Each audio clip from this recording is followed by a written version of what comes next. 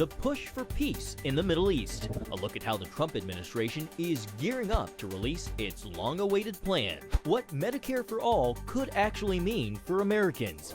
And migrant crisis in Mexico. As the president pushes the Mexican government to do more, South American migrants seeking asylum say they're being treated unfairly. All this and more tonight on Faith Nation.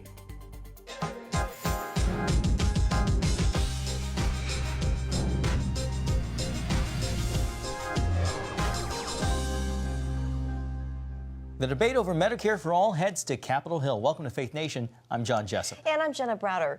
Democrats gearing up for their first ever hearing on a plan to eliminate private health insurance in favor of a government-run program. They will state their case next week in the House. That is right. CBN News Capitol Hill correspondent Abigail Robertson joins us now with more on the Democrats' big plan. Abigail? Well, one thing Republicans and Democrats do agree on is that the American healthcare system is broken. And Republicans and even a few Democrats contend that replacing what's broken with a government fix could be a recipe for disaster.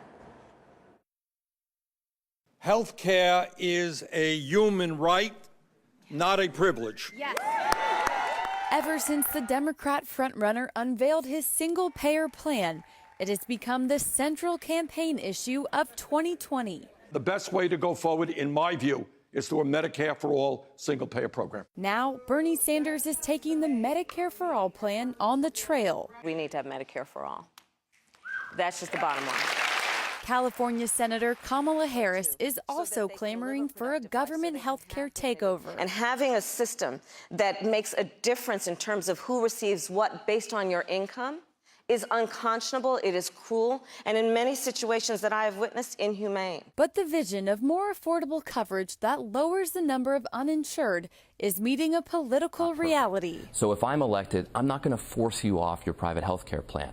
Congressman Seth Moulton is the 19th Democrat entering the race, but he's no proponent of a single-payer system. I think every American should have access to good, affordable health care. But I made a commitment to continue getting my own health care at the VA when I was elected to Congress.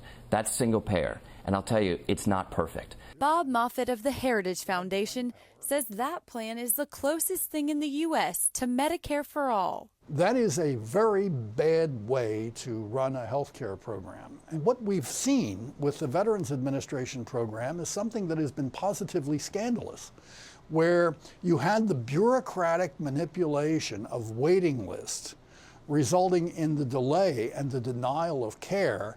And in a number of cases, veterans died. Moffett contends that cutting private insurance companies out of the equation is a bad solution. The result would be something like American medical clinics being turned into the equivalent of Soviet grocery stores. Now, President Trump insists a Republican plan will be ready for a vote after the 2020 election, but Moffett says that's too little, too late, and that the president should articulate a vision of health care reform now. Abigail, what about the cost of a Medicare for All plan? Many people wonder, is that something that's even economically feasible? Well, right now, estimates are very high for this. Some estimate that the cost of Medicare for All is anywhere from $25 to $35 trillion over just 10 years. And under the plan, some 180 million Americans would see their private health insurance replaced with a public plan. So it's certainly not cheap to implement this. Abigail Robertson reporting on Capitol Hill. Thanks, Abby. Well, it looks like health care will be a big deciding issue in the 2020 election. That's what we are seeing in the lead up in the Democratic primaries. A new poll from Morning Consult finds 25% of likely primary voters say health care is the most important issue in choosing a candidate. 22% say it's the economy. That same poll finds Joe Biden currently leading the pack of Democrats vying for the White House with 30% support. He is officially planning to announce his bid tomorrow. Bernie Sanders is right behind him with 24%. Well, the president doesn't want any White House aides, past or present, testifying before Congress in the numerous investigations it has launched against him. President Trump told the Washington Post it's unnecessary because he feels he already complied with the Mueller investigation, saying there is no reason to go any further, and especially in Congress where it's very partisan. It's a sentiment he expanded upon today before leaving the White House. And I thought after 2 years, we'd be finished with it. No, now the House goes and starts subpoenaing. Look, these aren't like impartial people. The Democrats are trying to win 2020. They're not going to win with the people that I see, and they're not going to win against me. The only way they can maybe luck out, and I don't think that's going to happen, it might make it even the opposite. That's what a lot of people are saying. The only way they can luck out is by constantly going after me on nonsense. The White House reportedly is planning to use executive privilege after the House Judiciary Committee filed a subpoena for testimony and documents from former White House counsel Don McGahn. Meanwhile, as Democrats decide whether to go the route of impeachment, President Trump is already saying he wouldn't let the move stand, warning today on Twitter, quote, "If partisan Democrats ever tried to impeach, I would first have to head to the U.S. Supreme Court. Not only are there no high crimes and misdemeanors, there are no crimes by me at all." The issue of impeachment seems to be driving a wedge among Democrats. House Speaker Nancy Pelosi is urging members of her party to hold off, but some say they're ready to move forward. Well, John Solomon is the executive vice president at the Hill, and he joins us now for more. John, good to have you. Good to be here.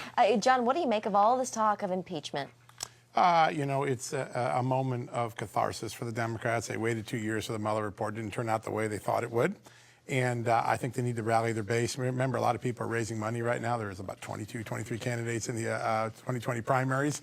So it's a good fundraising thing. It's a good rally the base. At the end of the day, I take Nancy Pelosi at her words when she says, I don't think we're going to go there. That's what God made elections for. And I think at the end of the day, this is more about electioneering than it is about the progress of an impeachment investigation. John, President Trump says that he's ready to take this issue to the Supreme Court. Some question if that's even possible, given that that's the prerogative of Congress. What are your thoughts on this? Yeah, looking at the legality, it's a tricky case. Now, good lawyers usually can find any reason to get to before the court, a loophole or something. I don't think it gets there, though. I really don't. I mean, I think there could be some battles over executive privilege. I think the president may invoke executive privilege. The Democrats in Congress will challenge that, and there may end up in court there. I don't think a case over impeachment will reach the courts at this point. Okay. Yeah, you know, the House, of course, has the votes to impeach the president, but with a Republican-controlled Senate, it is very unlikely that they would convict him. John, is President Trump getting out ahead of his skis here by even bringing up the Supreme Court? You know, I think the president saw what the last 2 years was like, right? He passively sat there and, for the most part, cooperated with investigation and got bombarded. I think you're seeing him on a more offensive strategy, which is getting ahead of any move by the Democrats and letting them know, you want to fight, it's going to be a real fight this time. And I think that that's going to be the strategy heading into the 2020 election. You're going to see a more assertive president. And if you're the Democrats, you might want to watch. I think this president's going to start to release information about the other party. He's seen enough released on him. Keep an eye on that dynamic. I think you're going to see an effort at transparency that may put the Democrats on defensive. John, to the other investigations Democrats are pursuing, President Trump is trying to block their efforts denying witnesses to testify on Capitol Hill, also withholding his tax returns or any other documents that he wants to keep private. By not cooperating, does he in a roundabout way make a stronger case for impeachment for the Democrats? Listen, there's a dynamic in the American people. We always expect our president to be transparent. It's one of the things that comes with the job, whether we like it or not. This feels like an opening negotiation for me, right? The president's going to put down a hard line. I'm not cooperating at all, and maybe they'll come to the table and reach some agreement. If you take the president and the way he conducted himself during the Mueller investigation, you have an enormous amount of cooperation, 1.5 million documents, a waiver of all of his privileges, his attorney-client privilege, his executive privilege. He's a president that has a history of cooperating. Now we need to see what sort of deal he'll strike with the Democrats on cooperating. At some point, I think there'll be a deal to get some insight into these issues. And there's talk that this also buys him time. This slow rolls any investigations to really kind of put Democrats in a tough position. Yeah, and I think the president thinks that, I think if you look at the polling data, people are a little bit tired of the investigations. They've had enough. They've heard it for 2 years. I think there's a moment where America wants to suck in some fresh air and start on some other topics. Also, you saw the president meeting with Nancy Pelosi. There's a dynamic going on in trying to get other things done, like in infrastructure. There's legislation we need to move the country forward, and sometimes by holding these investigations at bay, you can get some of that other work done. So I think it's a two-track approach: immigration and infrastructure being important to the president as policy items. And all right, yeah, Jerry Nadler's going to be there today, and he's going to be there 6 months from now. And I think he's trying to balance that equilibrium. And John, in your latest piece, you write that the winner of the Robert Mueller sweepstakes, as you call it, is not President Trump, is not the Democrats, it's Vladimir Putin. What do you mean by that? Well, it's funny. Deep in the story, there are some pretty important intelligence voices, one of them being the former CIA station chief for Moscow. If anyone understands Russian spy tradecraft, it's the guy that used to be our station chief in Moscow. He says when we look back at the evidence now and you read everything from Mueller, he has a complete different interpretation of what went on in 2016. So Obama left this narrative when he left office. President Obama left us a narrative that Putin tried to swing the election, get Donald Trump elected, and then defeat Hillary Clinton. There's clear evidence the Russians hacked Hillary Clinton's emails and the DNC. The assessment about whether they were really trying to help Hillary Clinton has always been in doubt. In fact, I think the NSA spy chief once testified at best he had medium or mediocre confidence in that conclusion. What experts are now saying is when we look at the whole thing, it looks like the Trump Tower meeting, maybe the stuff that was being fed to Glenn Simpson, was what is known in the spy tradecraft as discoverable influence operations, meaning Vladimir Putin intended for these things to be found so that the American public would be in a tizzy about it. A very interesting thing, but if you look at his philosophy or his underpinnings for this, all right, they sent a lawyer to the Trump Tower who was declared as a Russian lawyer in the country only by the graces of the Justice Department, who gave her a special visa. If you were trying to do a secret handshake with the president to hijack the election, would you send someone who was that identified and monitored? You wouldn't. Same thing about if you take a look at who Christopher Steele's alleged source was. It's a former Russian intelligence source. Would you really use that person for secret clandestine communications? I just don't think that's it. So I think there's a rethinking going on among intelligence professionals. And if that happens, Vladimir Putin's already won because he has us doubting for another 6 months in our democracy. John, as you just pointed out, it's clear that Russia did meddle in the 2016 elections. But because it was all thrown in with the Mueller investigation, it seems as though it makes it harder for the president to accept the findings. Is that a loss for us as we head into 2020, knowing that the Russians probably want to disrupt again? You know, I think you have to take the president on two levels, what he tweets and says sometimes, and then what he actually does as president. If you take a look at the sanctions he's issued against Russia, they're far more sweeping than anything Barack Obama did. And keep in mind, Barack Obama had 7 months warning that these things had happened and didn't do anything. He's also, if you take a look at the way the Homeland Security Department and Justice Department dealt with states in 2018 during the election, far more proactive communication, warnings. The second of any sort of hacking attempt, everybody gets alerted. That didn't happen in 2016. So in his actions, the president has been fairly assertive on making sure that we don't have hijacking of an election through hacking and other things. In his own thing, he's trying to defend himself, and it's a little more nebulous to the American public, I think. And John, looking at the 2020 Democrats, Joe Biden expected to announce his bid tomorrow. It keeps getting pushed back and pushed back. What does this say, and does it hurt his chances for fundraising? You know, I don't. I think he'll be able to raise plenty of money. He's the heir of the Obama era, you know, the former vice president. He had a great following in the Senate. He's very likable. The base, particularly establishment Democrats, maybe not the far left wing, but the establishment Democrats will certainly raise money. I see some fundraisers already scheduled in Hollywood. I don't think it'll hurt himself in Hollywood. I think what he's really trying to gauge is, can I win this primary with how far the party has moved to the left? You know, we're talking about, the other day there was a town hall and we were talking about giving voting rights back to a terrorist, right? And that's how far the party's moved. That's not the Joe Biden of the last 35 years in his record. And I think he has to figure, where do I fit in this paradigm? And can I win it? And I think that's all that's going on behind the scenes. I would expect him in. We only have about a half minute left. You just heard at the beginning of our show, Abby Robertson report on Medicare for All by the Democrats. Does the president put Republicans at a disadvantage by holding off releasing the GOP plan until after the election? It's a great question. I think, listen, every polling we've done at the Hill has shown that people want a Republican plan as an alternative to this. I think at some point the Republicans are going to come up with a plan. I bet you it will occur before the election. Maybe not the president's plan, but something general that Republicans could rally around. Alternatives of some sort. Yeah. John Solomon, thank you so much for being here. with us. Thank you. Thank you, John. Well, President Trump's Middle East peace plan is set to be released in June after the Muslim holy month of Ramadan. But Palestinian leaders say the long-awaited proposal will be dead on arrival. CBN News White House correspondent Ben Kennedy joins us to explain. Ben? Well, Jenna, Palestinians actually cut off diplomatic ties with the U.S. nearly 2 years ago, so finding common ground with them on Israel just does not look good. Presidential advisor Jared Kushner stopped short in releasing details of their proposal, but said the plan will represent a comprehensive vision for peace. Our focus is really on the bottom up. That focus aims to tackle the Israeli-Palestinian conflict with a fresh perspective. The president's son-in-law and advisor Jared Kushner says there will need to be compromises on both sides. How do you make the lives of the Palestinian people better? What can you resolve to allow these areas to become more investable? We deal with all the core status issues because you have to do it, but we've also built a robust business plan for the whole region. I think that the two together have the opportunity to push forward. The challenge lies with the Palestinian Authority leaders who have refused to speak with the White House since President Trump recognized Jerusalem as Israel's capital. How do you get them to the table to even talk? Well, I don't know if they're going to be able to get them to the table because the Palestinian Authority, from Palestinian President Mahmoud Abbas to many other Palestinian officials, said this peace plan is really dead on arrival. CBN Middle East Bureau Chief Chris Mitchell says President Trump faces obstacles on both sides.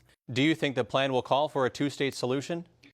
I think it's going to stop short of a two-state solution. I think Secretary of State Mike Pompeo signaled that just a few days ago when he spoke before Congress. The plan could also be a hard sell for Israel, given recent election results. Israeli Prime Minister Benjamin Netanyahu right now is forming a government. Part of that government are three major religious parties. And if they see anything in this peace plan that touches anything they consider holy, especially the city of Jerusalem, they will reject it out of hand. Now, Chris says it'll be key to watch for how other countries like Egypt, Jordan, and even Saudi Arabia react when the plan is unveiled. Those countries have shown frustration with the Palestinian issue and could actually seek their own peace deals with Israel. Jenna? Now, Ben, we're also hearing Prime Minister Netanyahu is seeking to name one of the Golan Heights settlements for President Trump. Yeah, Jenna, you're right. Pending government approval, a Jewish settlement in the Golan Heights would be named after the president. This move is one way to say thank you to Trump for recognizing Israel's authority over that territory. That's just one more example of the love between the state of Israel and President Trump. He recognized Jerusalem as Israel capital, moved the U.S. Embassy to Jerusalem, now recognized sovereignty over the Golan Heights. I think this is yet again President Trump showing his support for the state of Israel, despite what any other nation says in the Middle East. I think it's an amazing sign of how much the state of Israel, and in particular, Israeli Prime Minister Benjamin Netanyahu, appreciate what President Trump is doing for Israel. This is not the first time Trump has come up to be named after something. Back in 2017, after he recognized Jerusalem as the capital of Israel, an Israeli minister proposed putting the commander-in-chief's name on a new train station. And again, as Chris just says, it just shows the strong bond between Trump and the state of Israel. Jenna, John? Thanks, Ben. A judge in Oregon is set to issue an injunction against part of the administration's Title X family planning program. A portion of the measure prevents federal funding from going to health care providers that offer abortions or refer patients to abortion providers. It was set to take effect May 3rd. But now a federal judge says he'll block at least the part of Title X dealing with abortion, calling it a, quote, ham-fisted approach to public health policy, one that emphasizes a political issue over Title X's stated goal of reducing unintended pregnancies. Another South American migrant caravan is making its way to the U.S. How Mexico is working to stop it when we come back.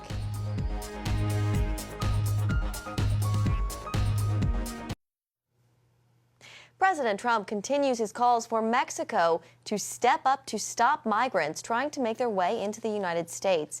It comes as Mexican government is being criticized for being violent with migrants trying to make the trek for freedom. CBN News national security correspondent Eric Phillips joins us with more on both sides of this debate. Eric? Well, Jenna, even though the president's first warning about closing the border did not happen, some say it was enough for Mexico to take action. Perhaps too much action. Still, the president wants more, as he made clear in a pair of tweets Wednesday that said, in part, a very big caravan of over 20,000 people started up through Mexico. It has been reduced in size by Mexico, but is still coming. Mexico must apprehend the remainder, or we will be forced to close that section of the border and call up the military. This comes just a day and a half after Mexican authorities conducted their largest raid to date on migrants traveling to the U.S. Officers targeted the tail end of a caravan in Chiapas, Mexico's southernmost state. As many as 500 migrants were picked up at the checkpoint, some forcibly detained, including women and children. That alleged action sparking trouble and federal response. Honduran migrant Patricia Rosa says those who escaped say they couldn't find their children. Other migrants who spoke to reporters on scene say Mexican authorities went too far. Honduran migrant Kevin Escobar asking why do they do this? We came calmly, he says. We have not attacked anyone. Mexican President Obrador says immigration agents are clamping down to search for human traffickers allegedly infiltrating the caravans. He also acknowledges the need to control the flow in respect to the United States. He says the underlying approach we are making to the United States government is to urgently support the development of the brother countries of Central America. A Mexico Human Rights Commission officer says respecting human rights is also a priority, and he will investigate claims that unnecessary violence was used during the raid. Jenna. Erica, the president was also tweeting this morning about guns being pulled on National Guard soldiers. What did he say about that? Well, the president said Mexico's soldiers recently pulled guns on our National Guard soldiers. He says probably as a diversionary tactic for drug smugglers on the border. He said it better not happen again. And he said that the U.S. is now sending armed soldiers to the border. Then he reiterated that Mexico is not doing enough in apprehending and returning migrants. And Mexico's president, Eric, said the clampdown is for the safety of these migrants. Is that a reasonable explanation? Well, Jenna, given the fact that this is the largest influx of migrants Mexico has ever seen, I mean, we're talking about 300,000 since just January alone, and the fact that human trafficking is very pervasive, it seems like a reasonable explanation. However, pressure from the United States certainly ratchets this up on the priority list for everyone involved. Indeed. All right, Eric Phillips, CBN News national security correspondent, thank you. Well, the Trump administration is combating the opioid crisis as a top priority. Today, the president and first lady traveled to Atlanta to participate in the 2019 Prescription Drug Abuse and Heroin Summit.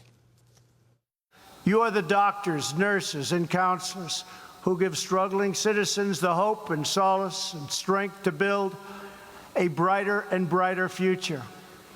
And you are the families and faith communities who help thousands of Americans overcome addiction for a new life of freedom. And around 48,000 Americans died from opioids in 2017 alone. Coming up, a look at what lawmakers are calling the next step in criminal justice reform.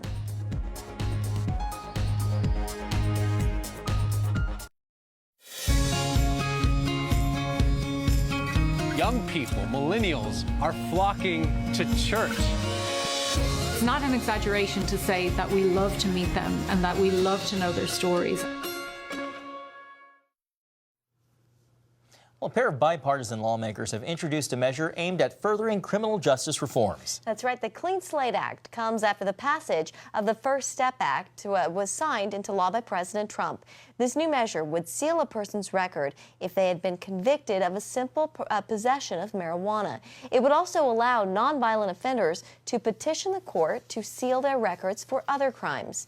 The aim is to open the doors for employment and education for those with a criminal past. The Clean Slate Act was introduced by a Democratic representative from Delaware and a Republican from Pennsylvania. Well, that is a wrap for tonight's Faith Nation. Have a great evening.